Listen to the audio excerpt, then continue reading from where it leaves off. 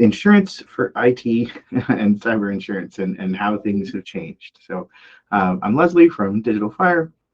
The company's been around since 1999, and we've got 23 people now, and we do managed IT.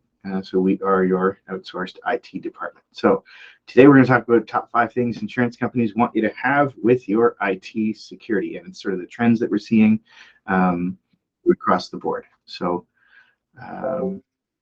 yeah, why are we talking about this? I mean, cybercrime is up, and especially since the pandemic, but just in general, it's people can make money doing this, right? And of course, it's not legal or ethical, but they can, in places where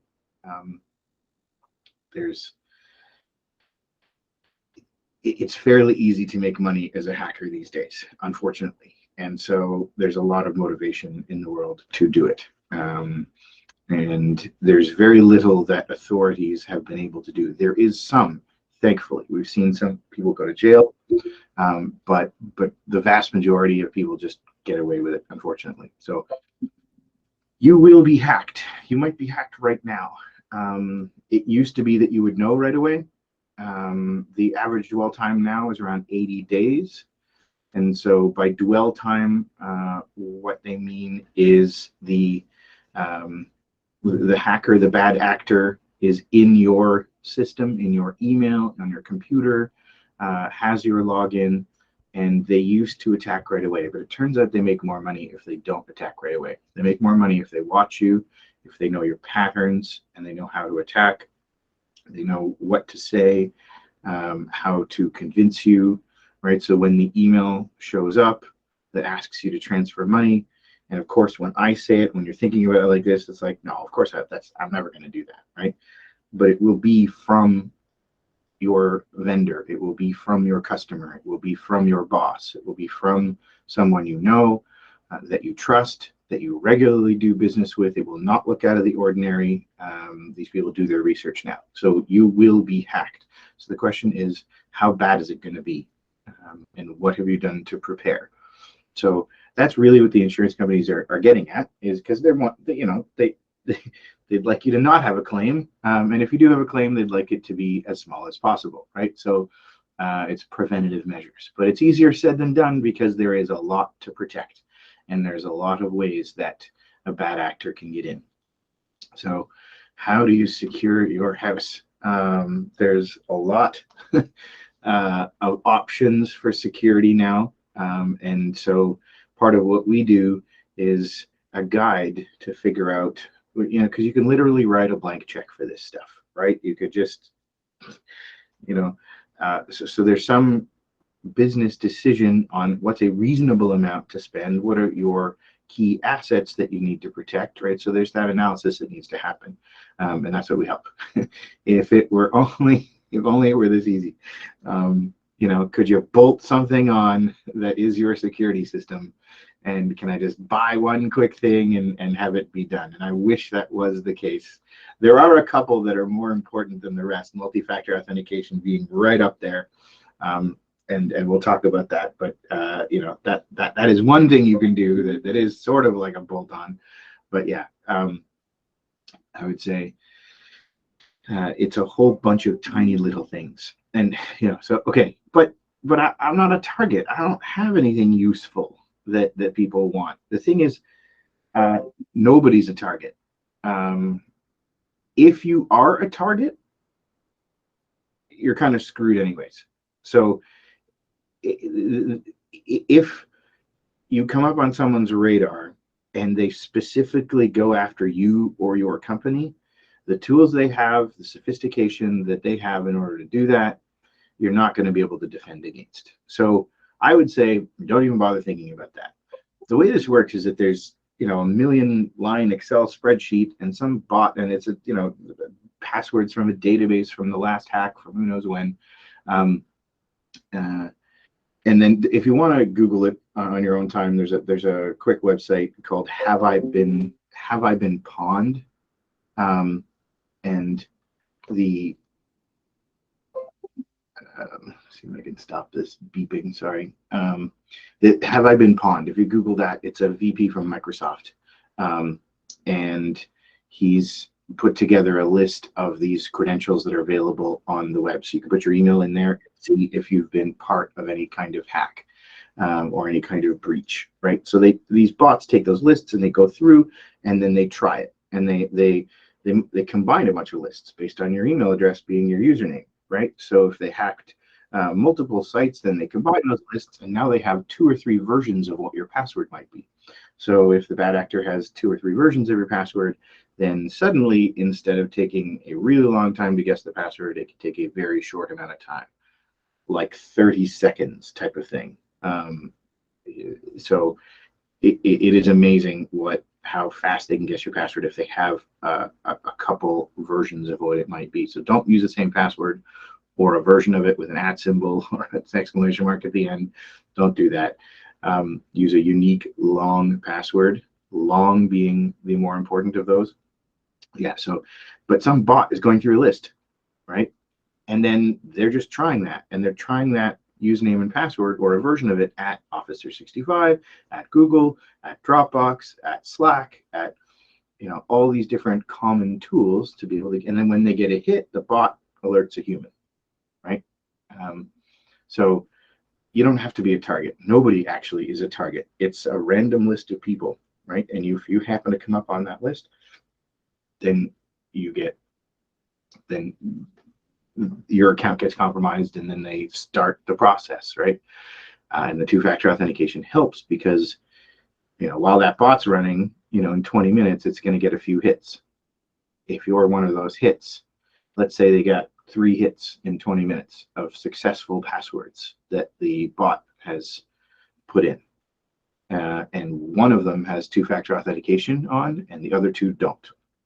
So if you're a bad actor trying to make a quick buck, which one are you going to go after, right? The ones that don't have 2-factor authentication. So that's one of the things you can do to protect yourself. So yeah, but I'll just restore from a backup. So except that they're good at this, right? They will find a way if they absolutely can. That's one of the first things they do is get rid of your backups too, right? So there's some way that the backup is being done. They will look for that and stop it. So you can't necessarily rely on the backups. You have to check the backups and make sure they're happening.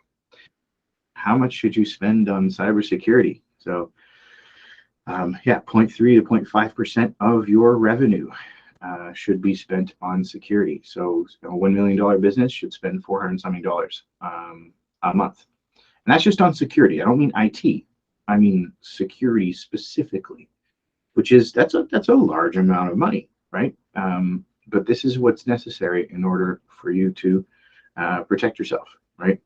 I mean, there's some super rough costs. I should say, disclaimer, I'm not a lawyer. This is not legal advice. And I'm not an insurance expert. I don't want to give insurance advice. I'm giving general opinions that are those of my own and representing Digital Fire. And you should definitely get insurance professional to have a look at your particular situation and legal as well. So security is complicated. This is the Chief Information Security Officer role. We all know CFO and CEO and COO. There is a CISO, the CISO role. So this is what your Chief Information Security Officer needs to do. Compliance, controls, security, operations, all of those things.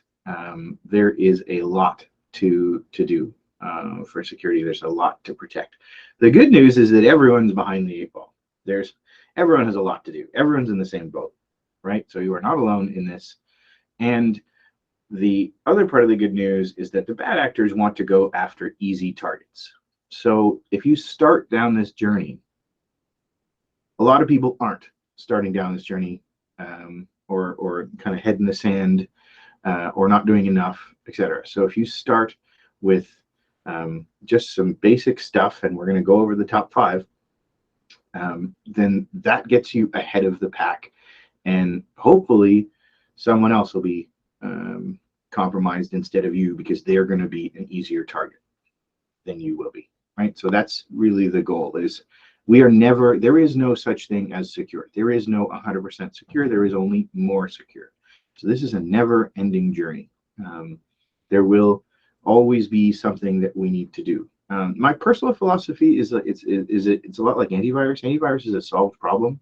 I think in 5 years or some uh, time in the future, security will be a largely it won't be as much of a, AI is actually going to be the next big thing that we have to worry about.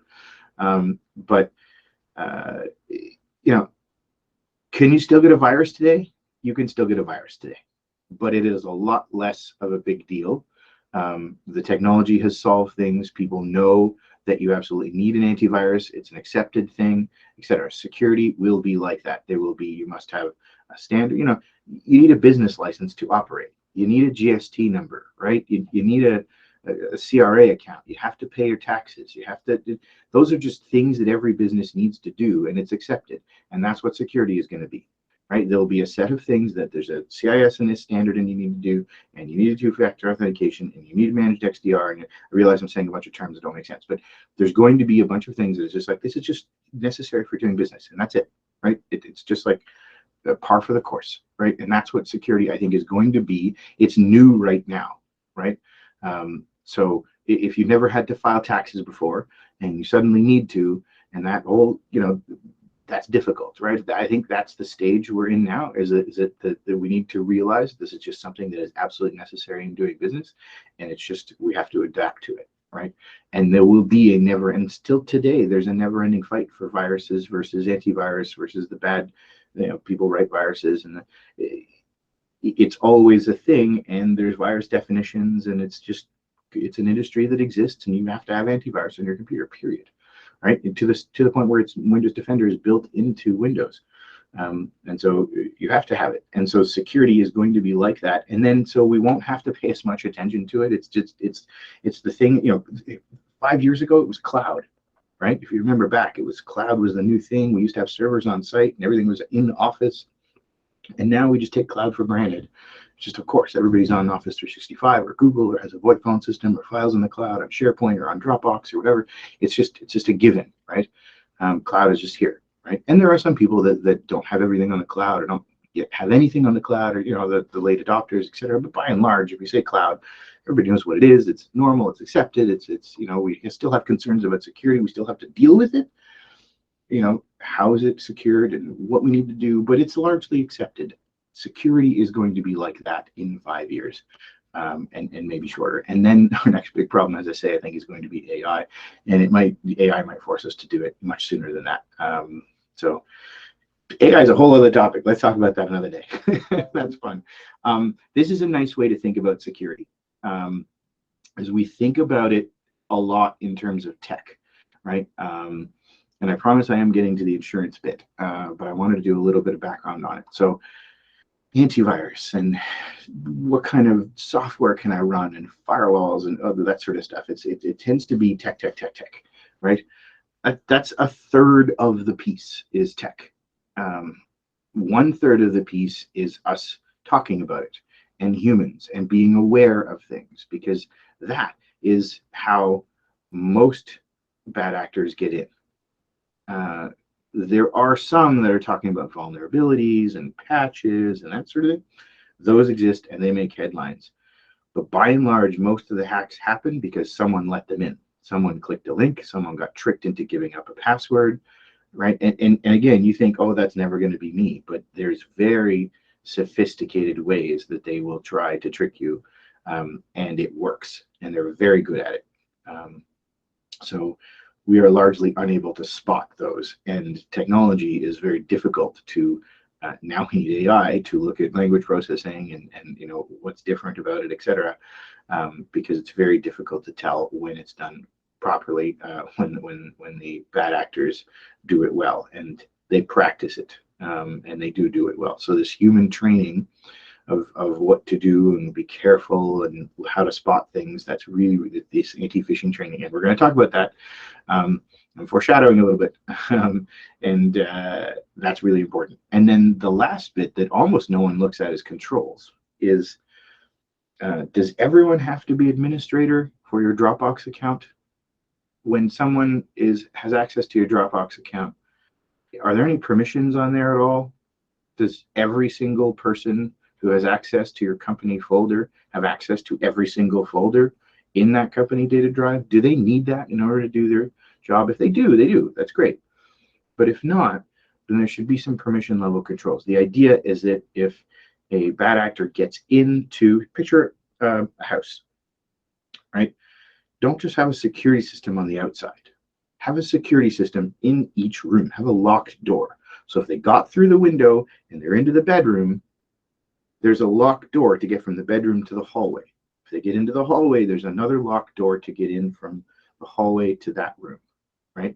So to go between systems, to go to another folder, right?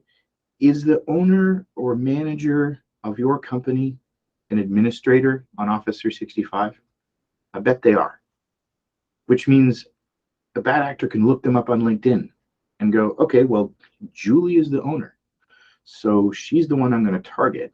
And once I get access to her email, I will have admin access to Office 365. From there, I can do everything I want. I can set up a brand new user. I can monitor mailboxes. I can do forwarding. I can do groups. I can do all sorts of stuff, and nobody will know, or it will be very difficult for them to tell. And as an administrator, I can cover my tracks. I can delete logs, right? I can forward it to another mailbox. I can make an email address that is one letter off. I can register a new domain name. I can, all sorts of things, right? So that's the controls bit, is looking at, do I really need to have so often what we do is have the owner of the business not be an administrator, because they're a target. They're a public figure on LinkedIn, on the website, etc. They're a public figure. What we do is we make up another user, right? Roberto or Steve or Jennifer, something. When you look at a list, it's not IT or this is the one I should hack if I'm looking for it, right? Or administrator, or some obvious one. We make one that is just another name on the list, but that person doesn't really exist. And then if admin functions need to be done, then IT can use it, we can use it, the company owners can use it, and it's got two-factor authentication on there, so people can go in and do the admin functions that they need to do, log out and log back in as themselves, and then continue, right? And so that if a bad actor gets access to the owner's account, it's bad, but they don't then get access to everything else in the whole company. It's limiting it, right? And that's one of the very key things with this. And there's a bonus at the end that I'll talk about. I'm foreshadowing, but that is really about limiting the scope of. So it's not a matter of if, it's when. And so how bad is it going to be? So if you can limit the scope of what it is, then you can deal with it and move past it and stay afloat. Because we really are talking about the ability of your business to survive. A lot of people do not survive. If it's bad, they do not, like their business no longer, they cease to exist because of the damage caused by this. So it's a really big deal. And so if we can limit the damage when this happens, then we have a much better chance of survival. And that's what it comes down to. Like the stakes are really that high.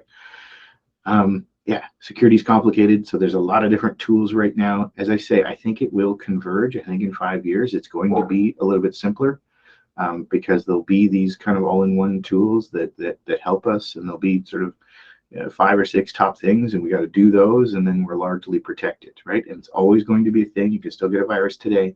But like at this point in time, the landscape is really complicated. There's all sorts of different tools, and it's about picking which ones are going to be the best bang for the buck, which ones are going to address your particular risks for your business. So cyber insurance, cyber liability, protects against data breaches, technology risks, first and third party coverage, right? So did you have a breach? Or what if one of your vendors, what if one of your suppliers, right?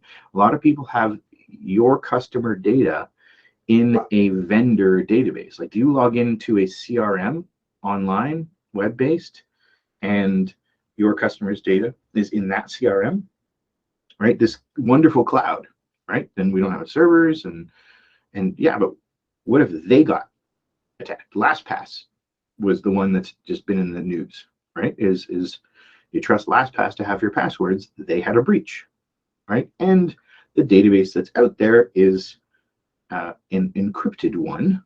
So somebody somewhere is working on decrypting that. And they are putting a lot of resources to. But when they decrypt that, and it's a when, then everybody's password on LastPass will be available, right? So the faster they, so if you were using LastPass, you should go and change every single password that was in LastPass, because it is going to be out there, and it's a matter of time for someone to break the encryption on the database they got. Again, this will happen, but it's, that's the first party, third party, right? Like if you're using LastPass, you didn't get breached, they did, but your information is out there now, right? So you could have potential risk. You do have potential risk in that third party, if that's the case, right? And so when you talk about insurance, you got to go over that to say what's covered and what's not. So yeah, why would you need cyber insurance? Yeah, the data says that if they actually want to target you, they'll get in, 93% chance. Ransomware, phishing, malware, DDoS attacks. That one is, people don't often know what that is, but it's interesting because that one is sending so much traffic to you, to your website, to your IP address, to your internet connection, to your computer, to your email, right? Is they can employ an army of computers, because if it's one computer, it's fairly easy to block that, right?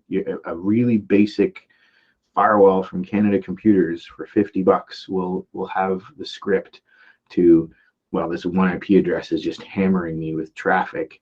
It'll have the script to stop that. It's nearly, well, not impossible, but it's much more difficult to stop an attack when you have an army of global computers that is attacking you. So a DDoS attack is a whole bunch of people requesting legitimate traffic, right? So you've got a website and it's hosted, you've got an email address, and how many emails do you receive a day, right? I mean, say you're busy, you get 300 emails a day, 500, say you get 1,000 emails a day, okay? If you suddenly got 6 million emails an hour, you would be completely overwhelmed. Your domain would be overwhelmed. Your email would get blocked. You would be unable to access anything from your customers. You would basically be completely shut down. And nobody guessed your password. Nobody got into your email. No data has been infiltrated, except you as a business cannot function, right? And then you get a message saying, we'll stop if you pay us $250,000. Otherwise, we're going to make it worse. And we're going to do this other thing and this other thing and this other thing. And then, you try, but after a week of that, after a week and a half of that, with no end in sight, right, you might be tempted to try to figure something out, because, is there a tech solution to that? Yeah, there always is something you can do, but it's not a quick, oh, sure, yeah, just flip a switch and then the DDoS attack is over, right? So that's an interesting one, right? We know about ransomware, we know about phishing, we know about malware, things that run on your computer. The DDoS attack is one where they don't actually need anything from you, right? They don't need to trick you. They don't need to infiltrate anything. They don't need to guess a password or use something that's not patched. They don't need any of that stuff. They could just launch one today if you come up on somebody's radar. And so that's a particularly interesting one. It's very difficult to deal with. Data breach. So this is, they got your customers' data. So think about what kind of data you have. Do you have personally identifiable information? A good rule of thumb is, can you Google it? So do you have information about customers that could be, like if you Google that person, Mike Smith, okay? I Google Mike Smith, can I get Mike Smith's address? Can I get his phone number? Can I get his email address? If that's the stuff you have, then your risk is relatively low. If suddenly you have Mike Smith's health card or his driver's license, sometimes it's like air miles, his air miles or his Aeroplan card or something like that, right? Where it starts to cross the line into what is personally identifiable. And then could a bad actor use that information to get one more step, right? So if they got into the Aeroplan account, is there a credit card associated with that they could get the last 4 digits of a credit card? Is there a date of birth there, right? And then they could use that to take a next step. So now they have Mike Smith's date of birth, they have an email address, they have last 4 digits of a credit card. They can start to do some digging there, right? So what kind of information do you have? How do you store credit cards? For example, if you take credit cards, do you store them in an Excel spreadsheet? Do you, etc. So just think about what type of data you have and how much of it, right? And limiting the scope is like, we'll talk about this, but limiting the scope is, are you going to have 20 people to contact, or are you going to have 1,000 people or 10,000 people to contact? That's a really big difference in what the response is. So what kind of insurance you should get? And again, I'm not an insurance expert, but yeah, at least get $1 million. Will they pay the ransom? Ask that question. And under what circumstance? Some insurance will, some insurance won't. And under what circumstance will they pay? There's some interesting riders that I've seen. Be careful to actually read the fine print. Insurance is not the same across the board. It is new to the insurance companies. And so there's a huge variance in what is offered and what's covered and what the limits are, right? And dive into it a little bit. I know it's a pain. Insurance is nobody's favorite thing. It's certainly not mine. Maybe somebody, I don't know. But like, it's $1 million coverage, but maybe it's $10,000 per occurrence, which really means you have 10,000. And I don't think it's $10,000. That's really low. But then you have $10,000 coverage, and it says $1 million, but when you read the fine print, it's $10,000 because it's per occurrence, right? Or just make sure that you're actually going over it with your insurance broker, with your insurance expert to, okay, let's imagine a scenario. What would be the conditions under which they would pay? Will they pay the ransom? I don't want to pay the ransom. I don't want to be in that position. Who knows what that organization is doing? Are we funding terrorism? Are we, I do not want to pay the ransom. But I want to be in a position where if my livelihood depended on it and I really, really had to, and I would do everything in my power not to pay the ransom, but I want to know that that's an option, that I can pull that chute if necessary. And that's, I think, really important, because some insurance will and some insurance won't. And then there's very specific circumstances there too. So there's some detail in there that's important to get at. And some different types of insurance, right? Is identity theft coverage, right? So your customer's information is compromised and they would like some compensation. Is that going to be covered? Right? Or your customers, when Home Depot was hacked, they gave out, I think, $50, they gave out a year of identity theft protection to the customers, which was worth about $50 or so per person, right? And so if you've got a lot of records, that can add up fast in terms of cost. So does that get covered? Some remediation to your customers. And yeah, financial losses that results from data breaches or other cyber events. So your business might suffer. Will you lose customers, right? And then the third one is, will they pay the ransom, right? So there's an extortion, there's a threat, they're doing a DDoS attack, and they want $250,000 to stop it, right? And $250,000 is low. For a 30, 40 person business, these people know what they're doing. They're going to ask for 800,000, probably 900,000. I don't think I've seen $1 million yet for a 30, 40 person business, but for a 30, 40 person business to ask for 850, 900,000, those are the numbers I've seen. Then the insurance company has a team that will come in, and they have negotiators, etc. And sometimes they try to get that down. And I've seen him get that down to about 200, 250 in the end that was actually paid.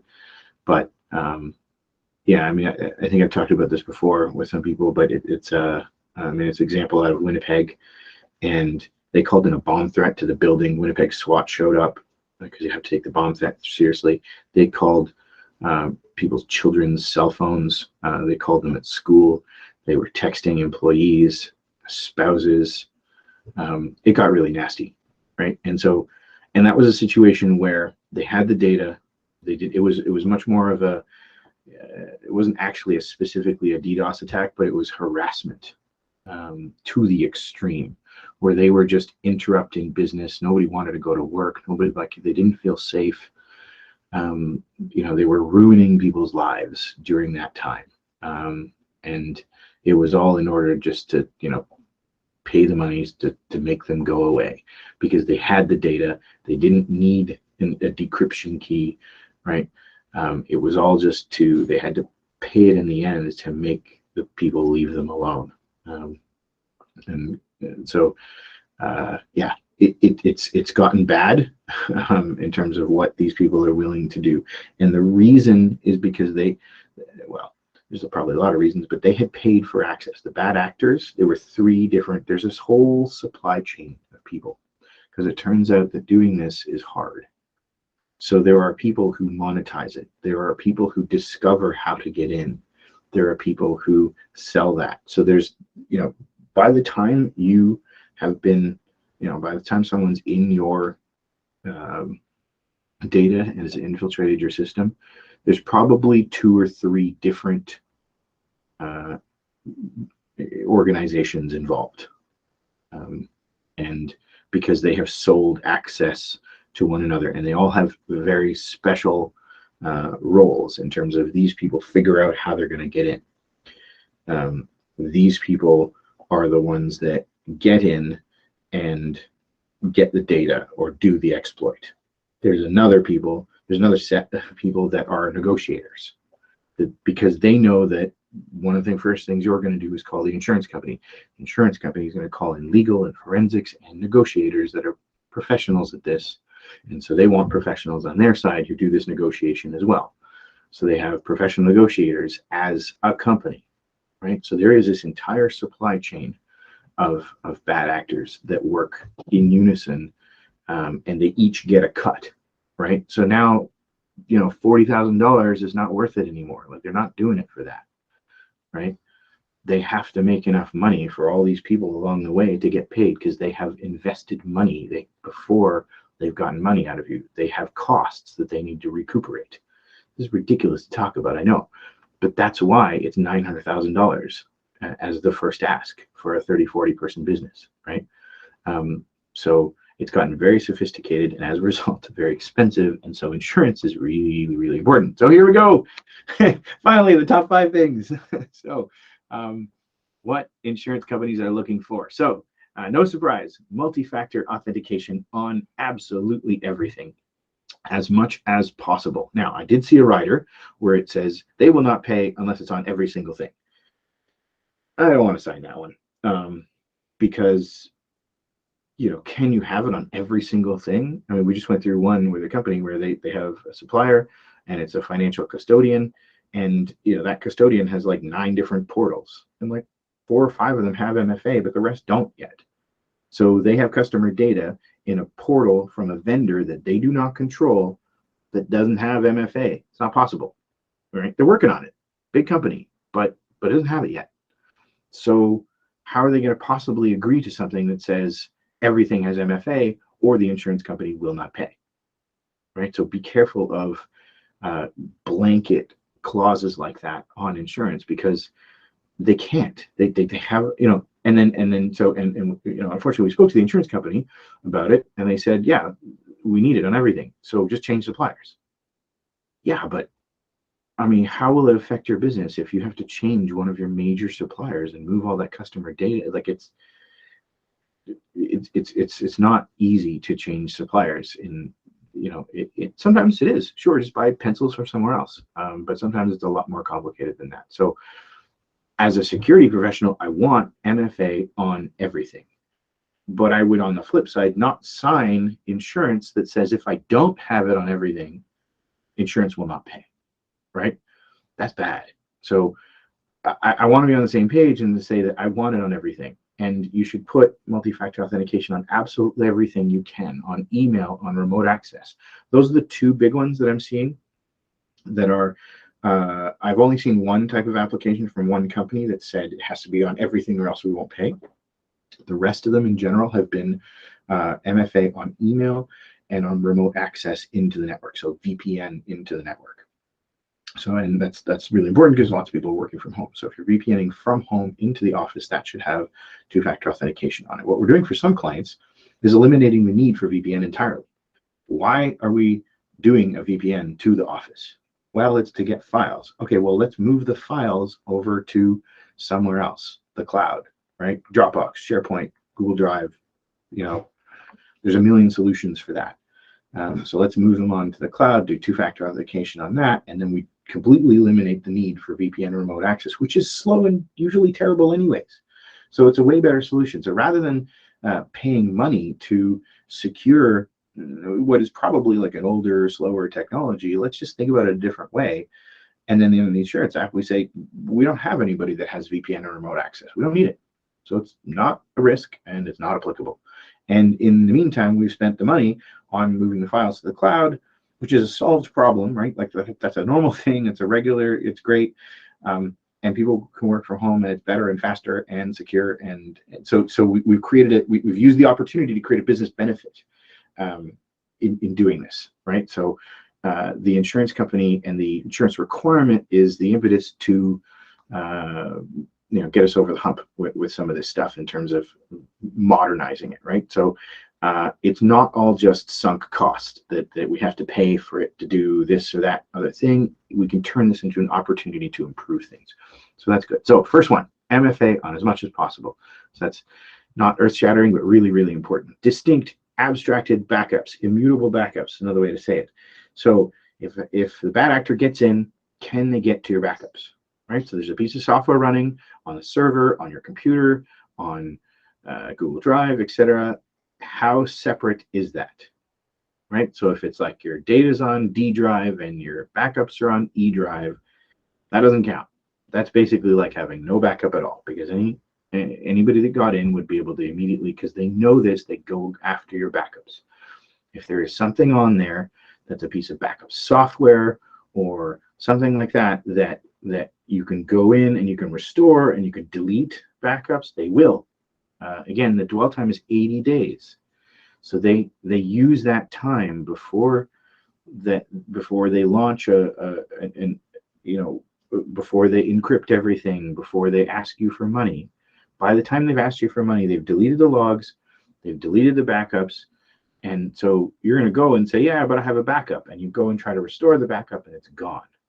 Right? So make sure, have your IT company go through it and test that your backups are actual, because everyone says, yeah, I got a backup, don't worry. And then you go to actually use it, like really try it. Right? Yesterday at 3 p.m. I created a document. It's gone. Can I get it back? How quickly can I get it back? Right? And this is an easy one to think you've got it down, and it can really bite you. So check this one. Okay, anti-phishing training and proof thereof. So one that's included with our regular just being a customer of Digital Fire is that we'll do a lunch and learn that we go to a 1-hour webinar and we talk about things to look for and what to spot.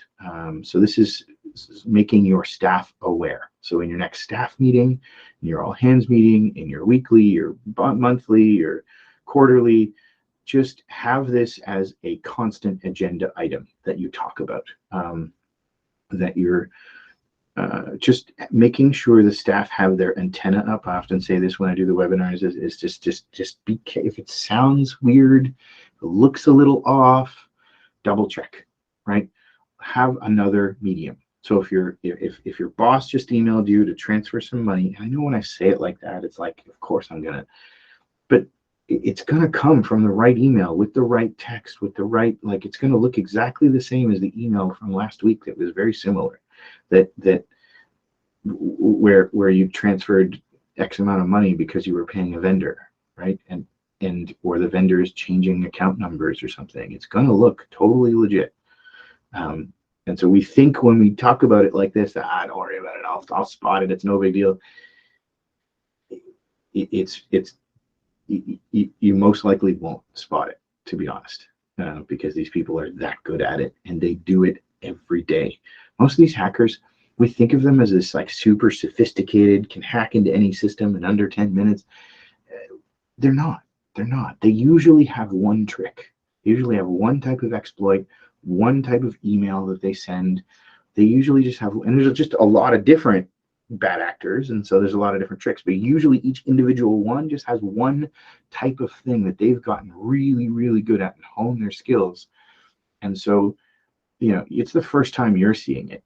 It's the 1,000th time they're doing it. They're way more experienced at it, and you don't stand a chance, to be honest. So some kind of anti-phishing training, videos they watch, courses they take, something like that. That's talk about it in your meetings, and then some kind of portal that they log into. You can do it through HR, you can do it through IT, you can something it's where it's always in the background and they're always thinking about it and they always have their antenna up.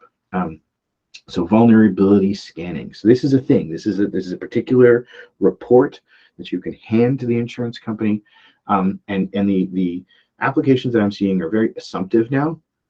Meaning it's, please send us your last vulnerability scan that we assume you've been doing for the last 5 years, and it's a regular part of it.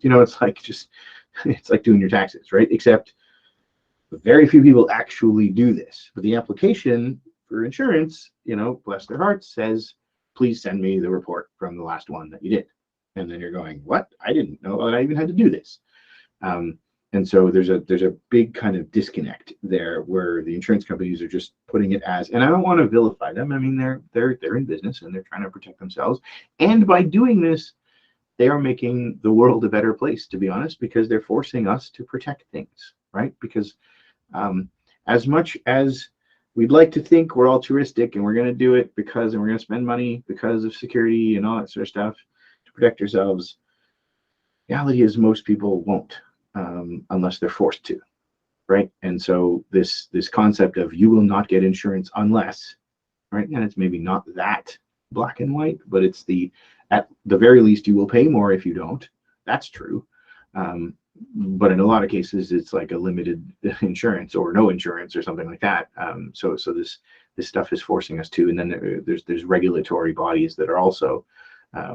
So your business may or may not have regulations that it needs to abide by. But one of the things that we're seeing that on these applications is vulnerability scanning. You send us your last vulnerability scan report. So this is a thing where it scans the network, it scans the computers, and it shows, okay, here are the things that are, according to various organizations, critical patches, and you have these ones installed, and you don't have those ones, and these ports are open, and all those types of things. And some of the more sophisticated insurance companies, and John's on the call, and I don't know if, sorry, John's on the call, or was anyways, and here, Leslie. Yeah, how you doing? Okay. And so thank you.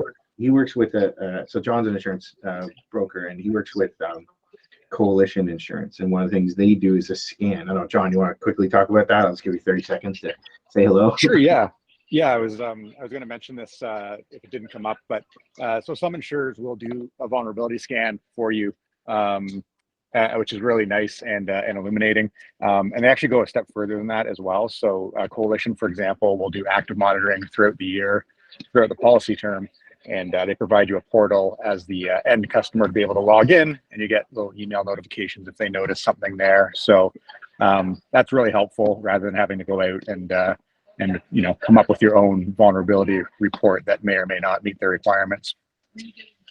So that's interesting because the insurance companies are getting more sophisticated, right? So that instead of asking you for it and kind of taking your word for it, they'll provide you with a report and say, these are the things that are bad and you should go clean these up. right? And so that's useful. Yeah, thanks, John. I appreciate that. So that's so Coalition is actually one, and I want to sit here and say Coalition's the best insurance company. I don't know. There's lots of insurance companies. That is just one example of one. I'm sure there's others out there. I don't represent Coalition. I don't get any commission or anything like that. They happen to be one that I know that does this. And I know this is much more common in the US than it is here. A lot of the big insurance and the underwriters, et cetera, are the same across the US and Canada. So, but certainly my colleagues in the US, this is absolutely normal, and it's sort of new and a bit more rare here in terms of doing the insurance company doing a scan on you instead of asking you 10 pages of IT questions and taking your word for it, they just go and figure it out themselves, and then they rate you. Right, so you still need to do all these things, and you need the vulnerability scan because it tells you what's wrong, and then you know what to fix. Right? Do you have open ports that are not secure, etc. So, okay, and last is managed detection and response we're seeing. So this is so there's advanced antivirus, and there's AI, and there's firewalls. It's all just tech. It's all just like computers looking at it and trying to make some intelligent determination of, is this good or is this bad, right?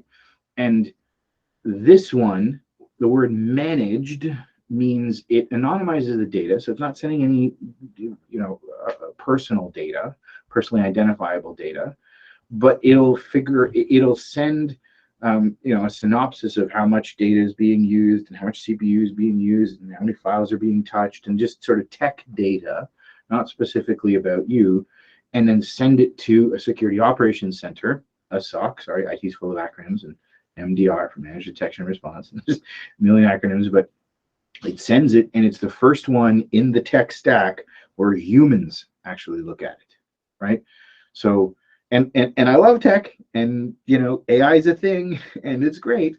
But the insurance companies are wanting this where it's going to a central SOC at 3 o'clock in the morning, like 24/7.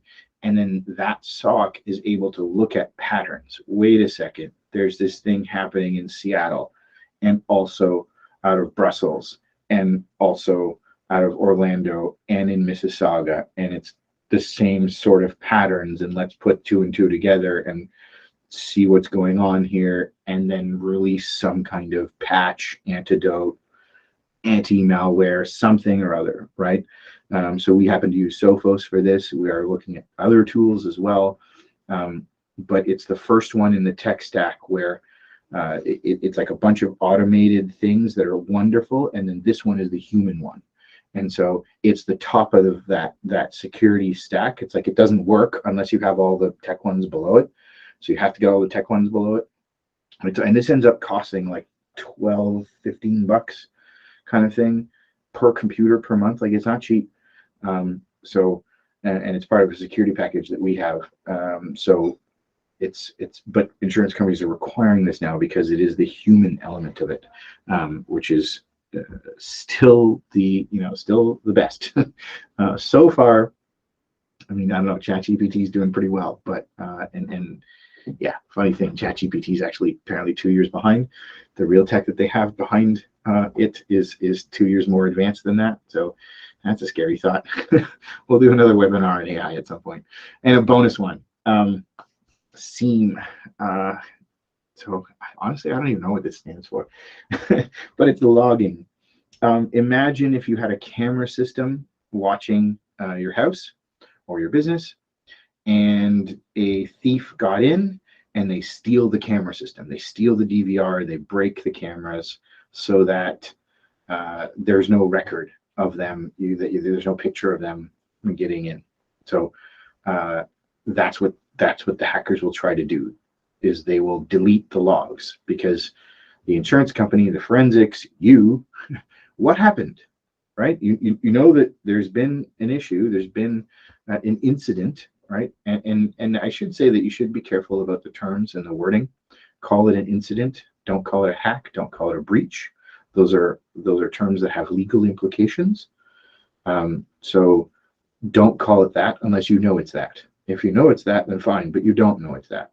Most of the time you don't know it's that. So call it an IT incident, and nothing else. If you use the word hack or breach or something like that, those have implications. If you say that to your customers, if you say that to your vendors, that can come back to haunt you. Call it an IT incident until you know more, because you don't know anymore. And logs are the key to knowing more.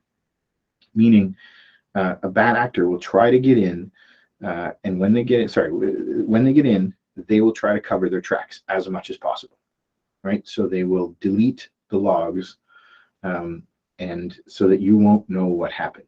And why is that important? Well, usually they have one trick, right? So, I mean, I came across a prospect 2 weeks ago where they didn't even realize it. I was at their company where we were talking about IT services and etc. And they showed me their server, and I discovered that there was a live ransomware attack going on that they didn't know about. And the reason they didn't know about it is because they were in a very particular part of their season, and they weren't really accessing the files because all their staff were busy at the show. And that's when they, there's 2 times of the year where they have this particular event, and it's a really big deal, and they make most of their money at those 2 times of the year. And the whole staff, the whole company is focused on that. And nobody noticed that their file server was ransomware because they were all in the ERP system all day long. They were putting in orders, and the ERP system was fine because the hackers who got in, they didn't know how to exploit the ERP system. It's a very industry specific piece of software, so they don't understand how it works. They knew how to encrypt Word and Excel and JPEGs and PDFs because everyone has those. So that's what they did. Right next to it was the most valuable server for that company because it's their industry. They didn't touch it. They didn't know what to do with it, right? So the logs will show what the bad actors did and did not do. If the logs are not there, the insurance company will force you to fix everything, to redo everything. If they only got 10 customers' data, you only need to you may or may not need to contact the customers. There's a whole section on that. But if they only got 10 customers' data, you only have a breach of 10 customers worth of stuff. If you don't know how much they got and you have 1,000 customers, you now have 1,000 customer breach, even though what you actually had was a 10 customer breach. And a 10 customer breach is a whole lot simpler and easier to deal with. I'm not saying it's easy. I'm not saying it's great. It sucks no matter what. But 10 customers is way better to deal with than 1,000 customers, right? And if you don't know, if the insurance company, if the forensics aren't there because the bad actors deleted the data, because they deleted the logs, then you have 1,000 record breach on your hands, not a 10 record breach on your hands. And those are very different scenarios to be able to deal with. They are very different in terms of cost and expense and risk and how much it's going to disrupt your business, right? So sorry, what is SIEM? SIEM takes those logs and sends them off-site to a third-party server so that if the logs get deleted, they are still on that third-party server. So back to my camera analogy, it's like the DVR is sending the footage in real time somewhere else. And so the thief can come in and destroy all the cameras, take the DVR, destroy the DVR, but you still have the footage because the footage was sent off-site in real time. So that's what this is. So this is SIEM logging from computers, logging from the firewall, logging from the antivirus, from the anti-malware, from your email logs, from your login to Dropbox, from your absolutely everything. All of those things get logged and sent, and it's just reams and reams of data. It's a whole other thing to analyze that. That's a whole separate service to analyze that in real time. Is there anything bad going on? We're not even talking about that. All we're talking about is a giant vat of repository, just millions of lines of logs of who logged in when and who logged out and what did they log into, what did they touch. There's Office 365, Google, your computer, it all, basically every click, everything you do, everything you touch, every email you send, every file you open on SharePoint and on OneDrive, it's all logged, right? And so those logs are kept there.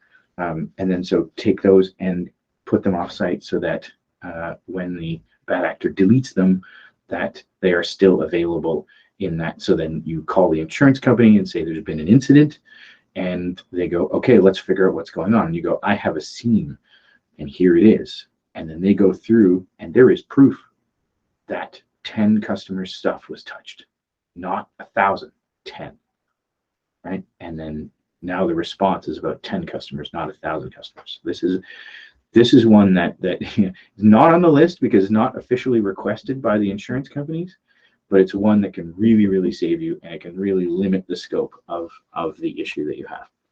So yeah, we're right up on 1 o'clock, so we'll leave it there. There are a lot of IT standards. I think I have like 30 more slides here that I didn't plan to do. I knew it was going to be too much, but yeah, there's a lot of security standards. So beyond those 5 and the bonus that I gave, the next step beyond that is the regulatory and compliance stuff. And so these are examples of standards, and NIST and CIS are the second or the third and fourth ones there. Those are the 2 big ones. PCI for credit card, that's not really a security standard, although it's related. So NIST and CIS are the 2 big ones, but there's a whole bunch of other ones.